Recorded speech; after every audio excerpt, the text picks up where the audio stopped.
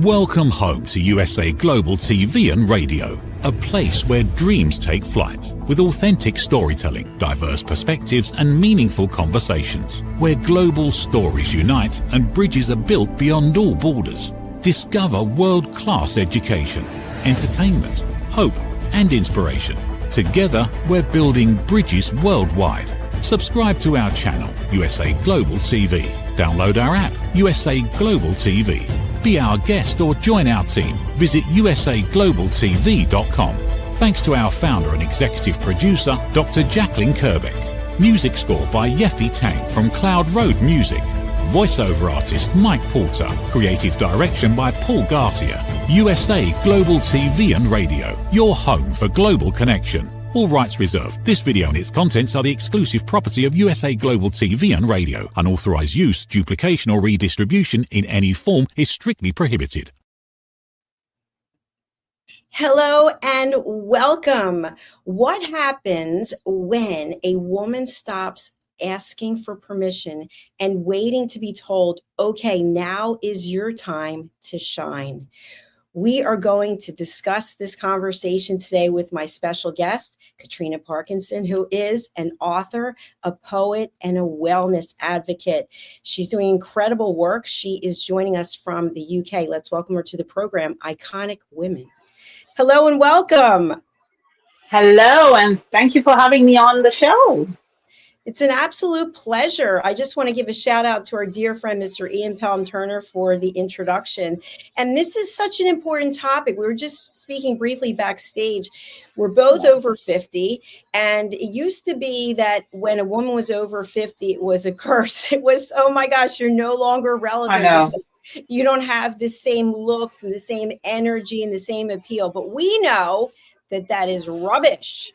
So I want to dive into it. Tell us a little bit about what you're doing in terms of creativity and expression, and then we'll get into the topic. Okay.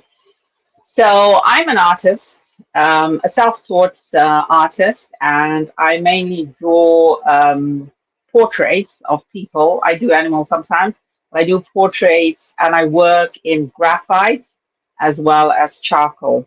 I was actually initially only working in graphite, but just last year I did a course with Calvin Okafor, and that is what helped me to introduce charcoal into my drawings, and that just gives it a more of a realistic look.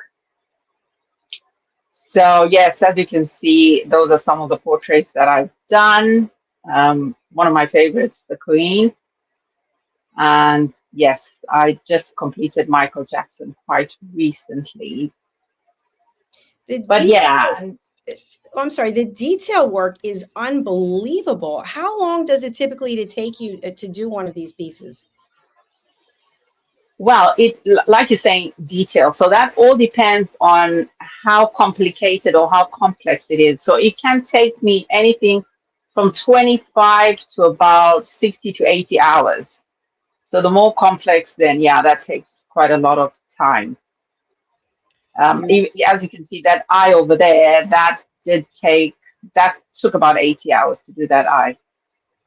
It's incredible. And are your pieces of art available for purchase, or do you do this for yourself? No, they are available for purchase. So yes, I do sell some of my artwork other than the commissions. The commissions, of course, that's people's personal stuff, but the ones that I do put up for sale. Fantastic. Okay, so what is it that inspired you to start doing this meaningful work? Or did you already know that you had a talent from maybe when you were very young? The crazy thing is I don't actually think I was talented in drawing, right? It's just something that I enjoyed doing, and especially because I had an older sister. And she passed away when I was 7. She was 12. She passed away. She had a heart complication, holding a heart leaking valve. And she had to come to the UK where she had a heart operation. So when she passed away, it was quite a lonely place for me. And I found solace in drawing. So I started drawing at school at, say, about 7, 8.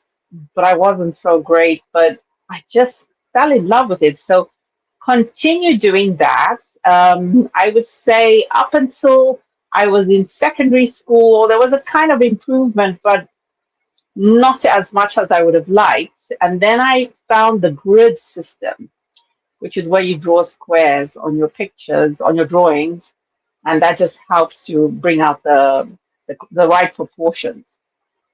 And that's where the shift happened. So I would have been about 16 or 17 at the time.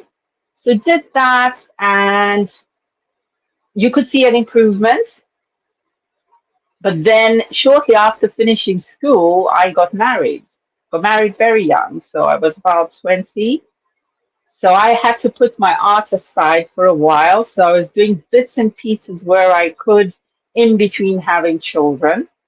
The crazy thing again is that I found that even coming back again, I would go for like 3, 4 years without drawing and come back to it, and I would still find that I developed even more. So I put it to, I think there's a part of your brain that kind of like switches over. So you start to see things in a more heightened way, I would say. So I could see more detail. And with that, I persisted. Then I moved to the UK in I think 2010, and that put my artwork like really to a backseat because it was really busy coming to the UK, having to work, raise my kids in the UK. But it was still there. Now and again, I would do commissions for people, but not full time, I would say. And it was something that I always wanted to do, like put a lot of effort and just do as best as I could. So in 2022, I met my current partner, and he's the one who gave me that space to actually do a lot more of my artwork. And that's when I really went full blown, and you can see how it started to just get even more and more details. Thank you for sharing that. I think what's so interesting is you mentioned from when you were younger, and then you kind of put your art on hold, and then when you came back with a heightened awareness. Many times when we are younger, someone tells us that we're no good at something. Don't waste your time doing this because you're not talented enough, or you'll never make it. And it sounds like in your case, that wasn't really the case. It's not something that you were doing full time. But then as you got older and you meet this partner, this wonderful person you're with today, who says, you know what, take the time, make the Yeah, investment in this because there's something really there. And you've gotten that support, which is key. yeah, absolutely. That just gave me that shift, and I thought, you know what, this is my time, and let me do it. And that's why I even did the course to add the charcoal to it, because I needed to just lift it that much more. And as you can actually see the before pictures, even though they're detailed, once I started introducing the charcoal, it just gave that more realistic, appeal and vision to it. And yeah, so I'm really happy with that. Although as an artist, you never feel like you're at your end game. It's always with every piece that I do, the next one I want to be even better. We're looking here on your Instagram for anyone who's interested and would like to follow. We have the link there on the screen. When would you say you actually made this transition that you were talking about from the earlier pieces until when you started incorporating charcoal? I would say starting from 2025. So it's been recent. And so all of these Yeah, images, which are absolutely stunning, what year are yeah, these those from? these are 2025, 2026. Okay. So Yeah. how many pieces of art will you actually create, let's say, in a month? Oh, that depends on how much time I have. I would say tops two. It's amazing. So Yeah. for anyone who's watching and would like to make a purchase, how do they go about doing that? So currently, I'm in the process of opening up a website. I'm working with someone to do that, but for the time being, I'm still using my Instagram. So anyone who would like a commission portrait, they can just send me a message, and I would give them the details, the pricing, how long it takes, and what sort of pictures I work with. Absolutely stunning. I see one or two that I like myself, by the way, I'll be talking to after this show.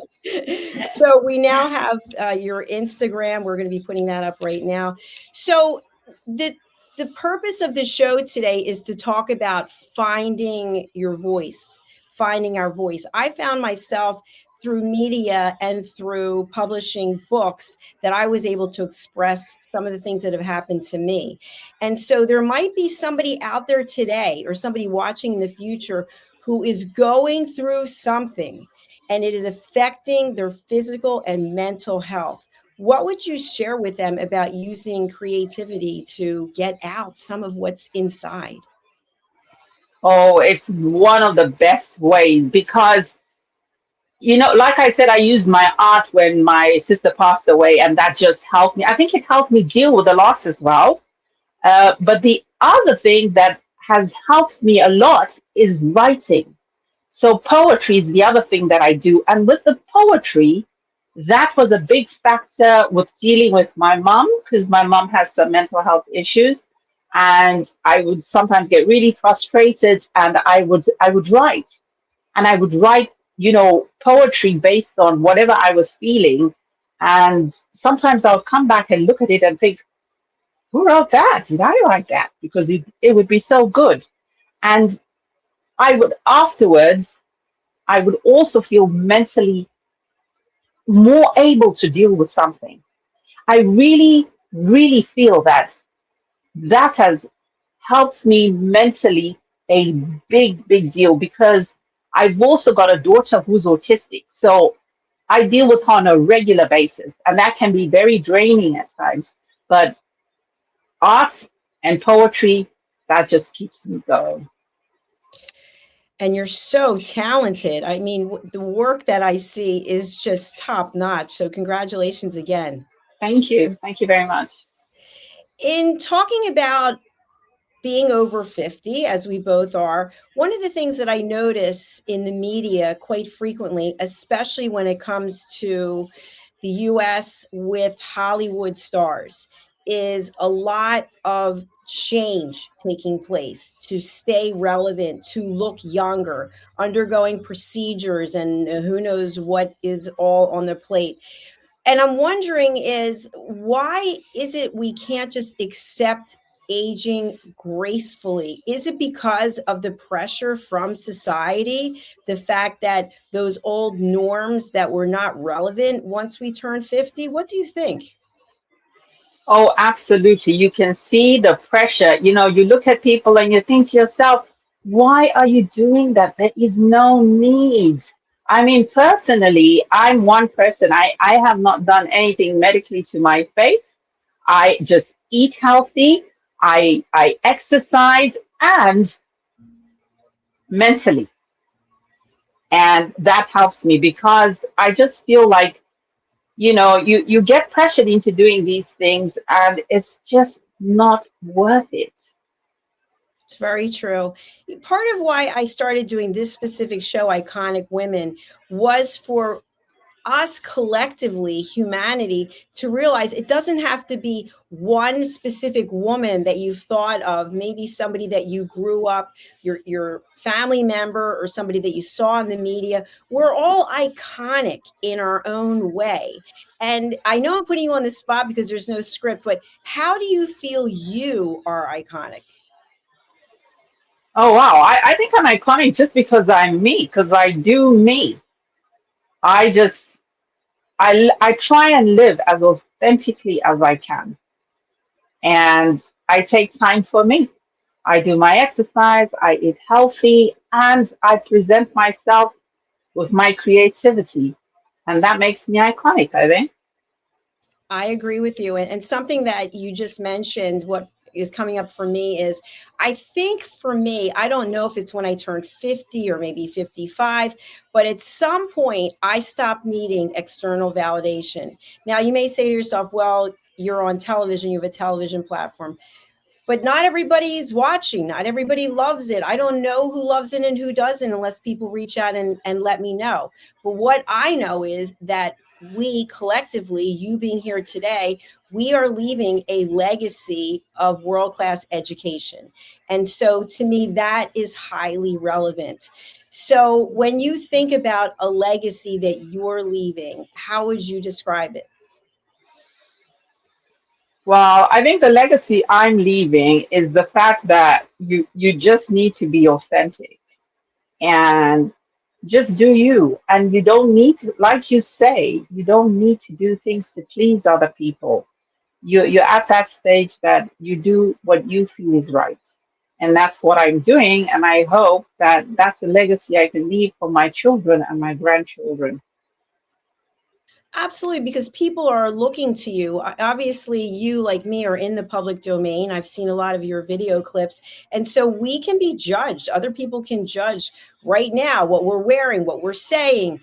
And that's on them, really. I always feel like if people are showing up and presenting themselves in a negative way, I have to give them grace because there must be something Yeah, going on with them that they're just not comfortable in their own skin.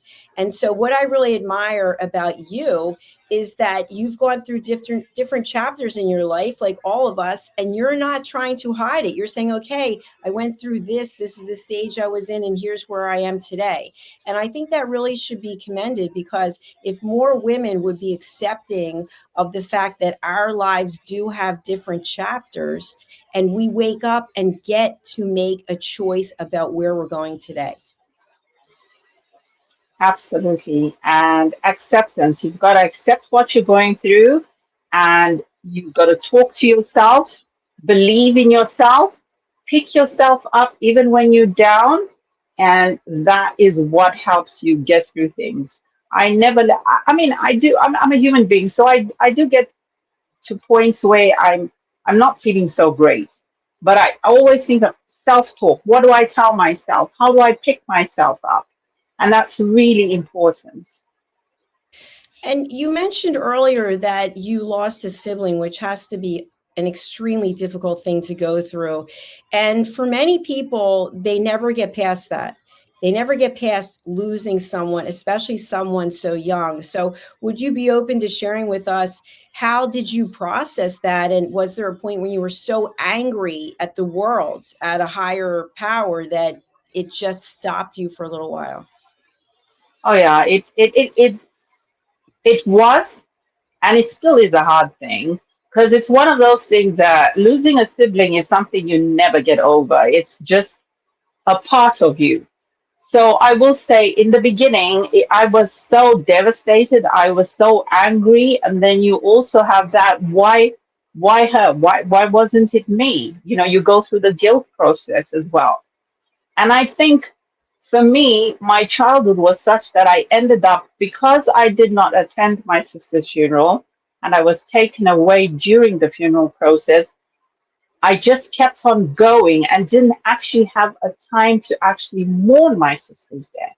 So life just proceeded. And then the older I got, talking to my children about it is what brought it back to the surface. Meeting my partner who allowed me to actually go to that place and actually feel that pain. So I would say I actually felt the pain even more as an adult, but it's a pain that I can deal with. You know, it's there. Obviously, there are times like during her memorials and things like that that I become more emotional. Everybody knows that, but I can put her, you know, just on the side. Like I know she's always there with me, but it doesn't consume me now. Put it that way. That's a great way of framing it up. I lost my mother in 2023, and I recently found a letter that I had written to her when I was 14, and it was a poem. And I thought to myself, you know, even though she's gone, there is this memory, and it brought up a lot of pain and feeling. So you had to have been scared at some point, I would think, as a child. And yet today you are here as this empowering, successful woman. So my question is the scared child still in there somewhere? That scared child is a very small scared child now, because I from the time I lost my sister, I had to I had to be my own champion. I had to be the person that lifted me up and got me to the next stage. Before that, I had my sister. I didn't worry about anything because I knew she was there to sort things out. But after her passing, I found this inner strength, and I think the short time that I was with her, she taught me a lot, and she was a very strong person.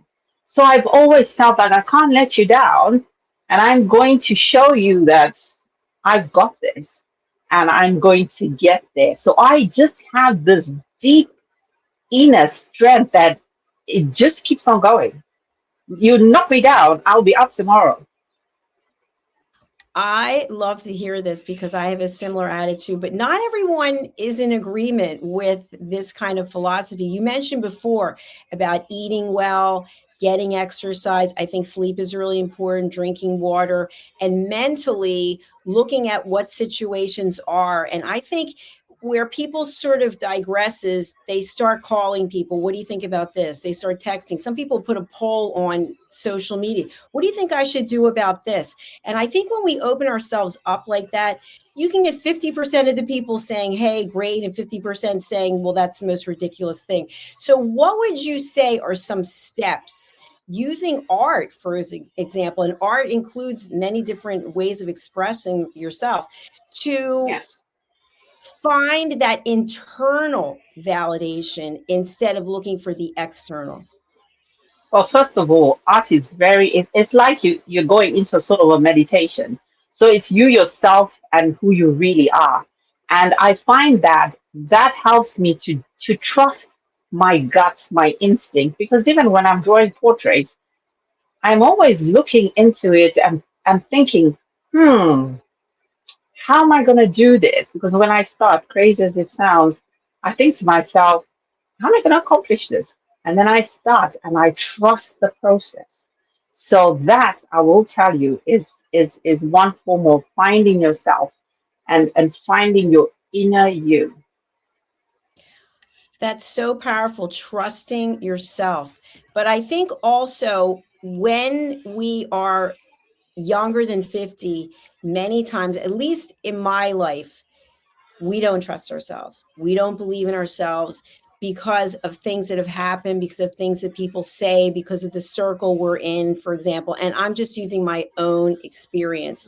And then at some point, I know with me, you start to see that life is very short and you've got less time ahead of you in this world than you do behind, and you start making different choices. So the question I have for you is, the art that you're doing, it's so expressive, it's so detailed, it takes time. How do you manage your time knowing that life is short? And if you're taking 80 hours or whatever it is, how do you incorporate that into everything that you're doing? The thing is, because it's my joy, I don't actually see it like 80 hours. It's just my happy space. And if that's all I could do for the rest of my life, I think I'd be quite happy, to be fair. But I know what you mean about once you get to your 50s and 60s, you start to feel like you're running out of time. But I think if one is doing something that gives you so much joy, you don't see it like that. I mean, I have in a day, I normally work for about to 5 to 7 hours with breaks in between. That's if I've got nothing to do. But other than that, then I would be doing the normal stuff that we do, like cooking, taking care of the house, and other obligations. But I honestly will say that my time drawing, that is my happy space. I almost do not even see time. I appreciate that. That is beautiful. By the way, we are showing, oh, sorry, we are showing more of your art here on the screen for So people. those ones, as you go below, you will notice that that is just pencil work without the charcoal. It's So there incredible. is detail, but not as great. Oh, and that's my Mukuba Award in Zambia. I won Best Female Artist. I think it was 2008. I think it was that I won that award. Congratulations. To your earlier point, I think you said something that is really pertinent for anybody who is out there. When you love what you're doing, there is no time. And for me, I've had people say to me, "Do you ever take a vacation?"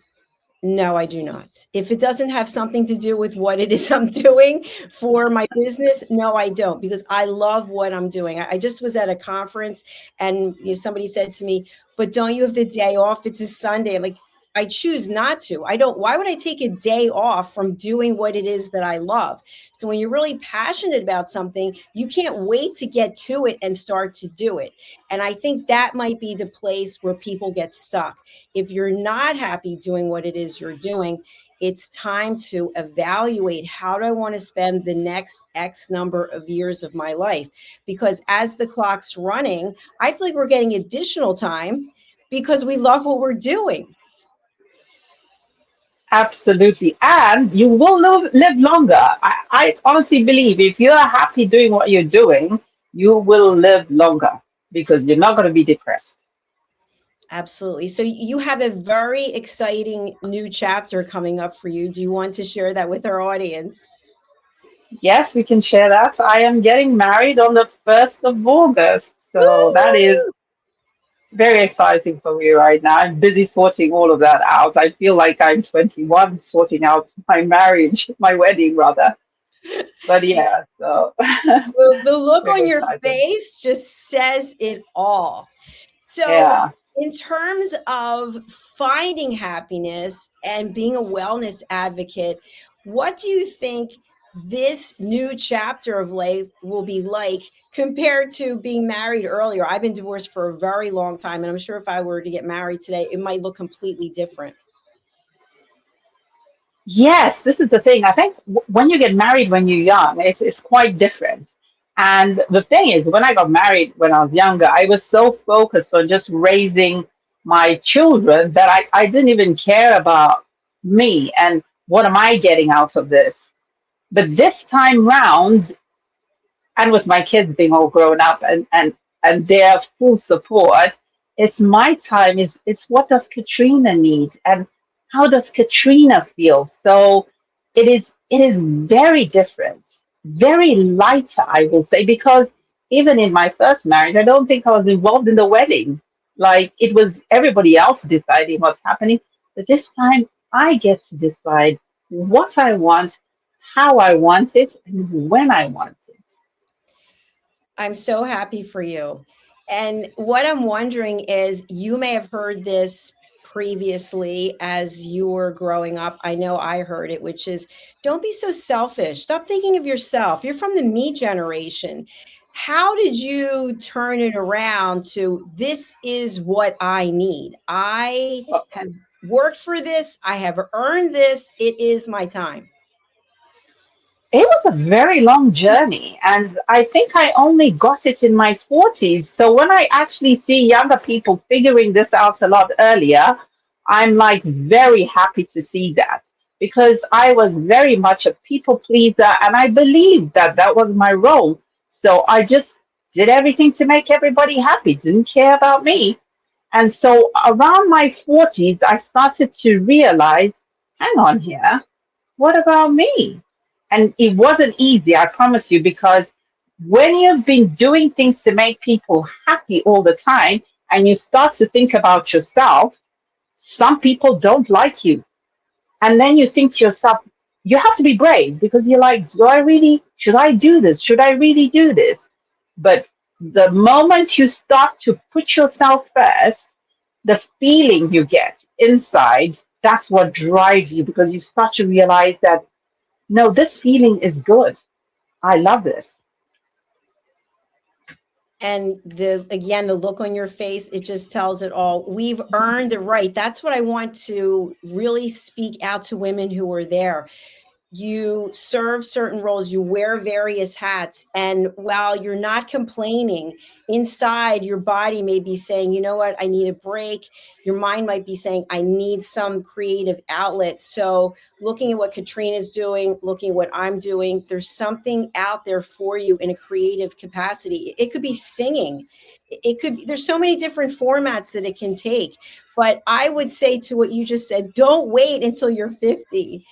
Look at where your life is today and how peaceful are you and how joyful are you. So, Katrina, I'm a big advocate about finding inner peace. How important do you think Yes. that is? Oh, that is huge. That is huge. That is one of my big things is finding inner peace. And I try and share these kind of tips with people because you will not be happy until you find that inner peace. And when you find it, the difference it makes. Like you said about myself, even your whole appearance changes. It's big. I really advocate for that as well. For people who are out there and they're thinking, well, I'm running a household. I have a partner. I have children. This is ridiculous. I have no time for me. And if put my hand up and said, by the way, today I'm going to take a pottery class, I'm going to get pushback. So let's talk a little bit about setting boundaries. This is a very difficult topic for people because in Yes. order to set a boundary, you may be saying, no, not now, not today, but offering an alternative time that you can spend with someone else. So, how do you deal with things if you very politely say, I'd love to do XYZ, but I'm not able to do it right now? Oh yeah, that's a big one. I could never say no to anything before because I always thought about the other person's feelings or am I going to hurt them and things like that. But it is so important to say no, I can't do this because of, or I can do it at a later time, and that helps you. And finding time for you, you can do it. I know a lot of people say they can't, but it is so important because if you don't find time for you, then you don't have anything to give out to others because you are going to get burnt out. So it is important to make time for you. Even when my kids were younger, I used to have a Friday afternoon, and that was me time. And I think it was doing that actually helped me to realize where I was at and what I needed. So it is so important, even if it's just to go do your nails, even if it's to go do some yoga once a week. You start with once a week, but it is so important. Absolutely. And I think for me, when someone says I'm not able to do something, I'm actually appreciative because now I know that the time we would have spent might not have been valuable for the other person or for me. And so it kind of sets the stage of respect. And it's like, I respect you enough to tell you this is not going to work for me. And the other thing that people will do is they'll start giving a long explanation of excuses. Well, I can't do it because of this. And then what we naturally do is we start processing the information. Oh, okay, so what I asked this person to do isn't as important as this, and this. So I always say, no excuses. Just unfortunately, I'm not able to do it at this time, or I'd like to. Here's an alternative time. What do you think about providing excuses when you're setting a boundary? Yes, I don't think it's great to give excuses because you end up telling this long, laborious story, which is not necessary. And as you said, you get more respect if you say, I'm really sorry, I can't do this at this time because I'm busy or I've got other commitments, as opposed to giving a ton of excuses, which are sometimes irrelevant. Exactly. My calendar's full. My plate is full. There's no arguing Absolutely. with that. So when it comes to being a wellness advocate and advocating for people to take care of themselves, obviously when we are in a caretaking mode or in a role as a mother, father, custodian, etc., that can also be exhausting. So you already talked about the fact, start off with one day. Maybe it's an hour that you take for yourself. And so how do we mentally give ourselves permission? Maybe we can schedule the yoga class or we can schedule getting our nails done, but the whole time we're like, oh, no, I feel so bad doing this. How do we mentally give acceptance to do it? You've got to start by loving yourself. You've got to love yourself enough to give yourself time to do stuff for you. And once you start doing that, you will find that it gets a lot easier, because once you feel rejuvenated, you're more able to give back to your family and whatever other things that you have to do. So start by mentally talking to yourself and start loving you. What a beautiful way to bring our program to a close today. Start by loving yourself. Give yourself permission to say, yes, I matter. And if you are looking for a partner, to me, this is something that is really key. People will say, I'm looking for my other half. I'm looking for my better half. Do you really want half of a person? Do you want to come to the table as a half? It should be one whole and one whole. What do you say about that? Absolutely. And to find the right partner, you've got to start with finding you and who you are. Because if you're going in as half a person looking for another half a person, that is not going to work. So find you and then find that person that complements who you are. And once you find yourself, you can find your voice. And I promise you, you will be very attractive to other people. People will look at you and say, what is she doing? What is he doing? I want to know more. As opposed to you not loving yourself, walking around being unhappy, feeling like life is not serving you and everything is against you. So I would love for you again to share, Katrina, how can people purchase your work? Is there any information about projects that you have coming up, about commission projects, that people can get something done custom?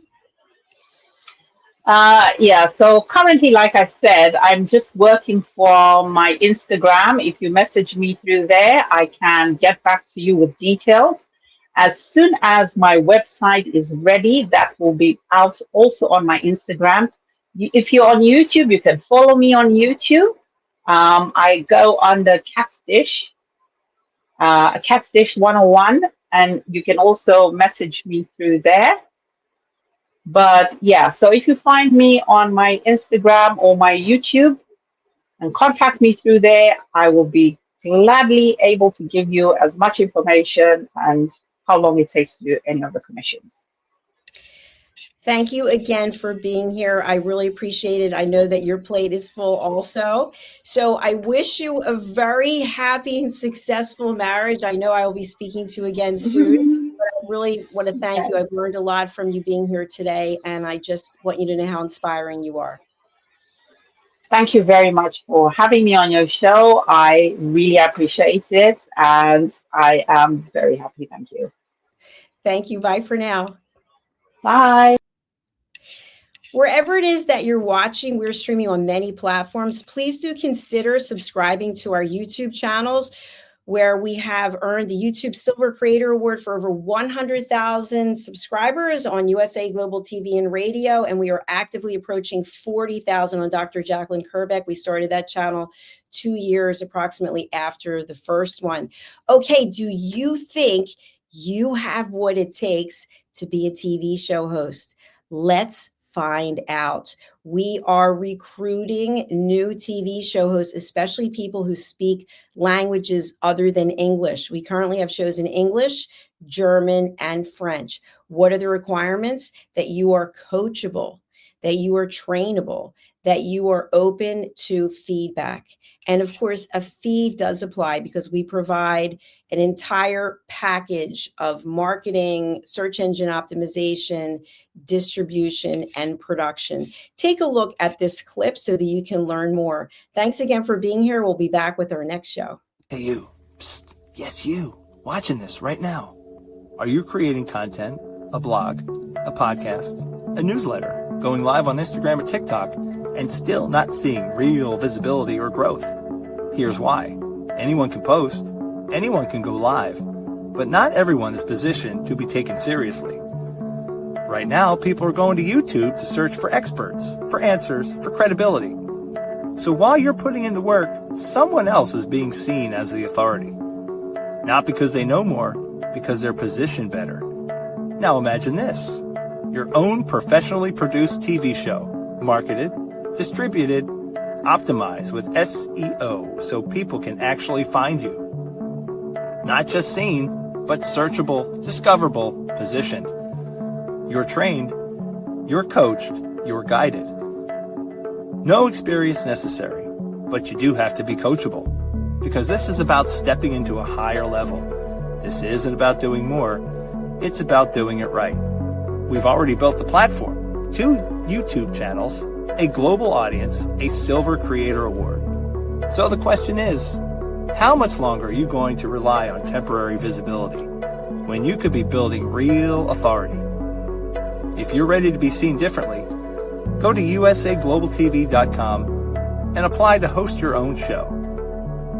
This is for individuals who are serious about investing in their visibility, their credibility, and their growth. If that's you, we're ready. USA Global TV and Radio, where your voice becomes your platform. Executive producer, Dr. Jacalyn Kerbeck. Videographer, Paul Garcia. Voiceover, Ed Vargas. All rights reserved. This production is the exclusive property of the USA Global TV and Radio and may not be reproduced, distributed, or used without written permission. My Tummy Hurts by Dr. Jacalyn Kerbeck. Meet Jackie. She loves recess, running with friends, and laughing on the playground.